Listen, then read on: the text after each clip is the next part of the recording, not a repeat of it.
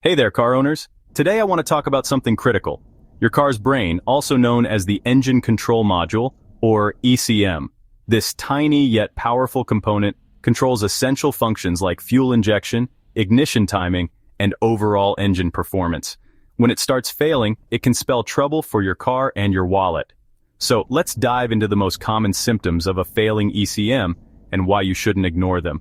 First up, the check engine light. We've all seen that dreaded light pop on, but if it stays on even after repairs, that's a major red flag. It could mean the ECM is misinterpreting sensor data or failing to clear the error.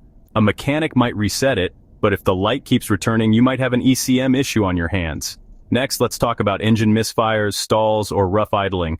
Ever been at a traffic light and your car starts shaking or even stalls unexpectedly? That's often tied to the ECM. It controls fuel delivery and spark timing, and when it's not working right, your car's performance becomes unpredictable. I've seen cases where drivers thought it was just bad spark plugs, only to discover the real culprit was the ECM.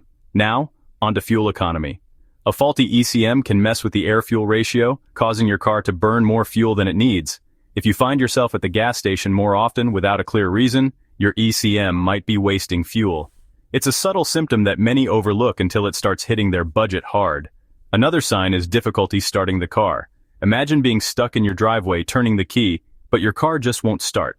This happens when the ECM doesn't communicate properly with the ignition system. Sometimes it'll crank, but other times it's completely dead. Frustrating, right?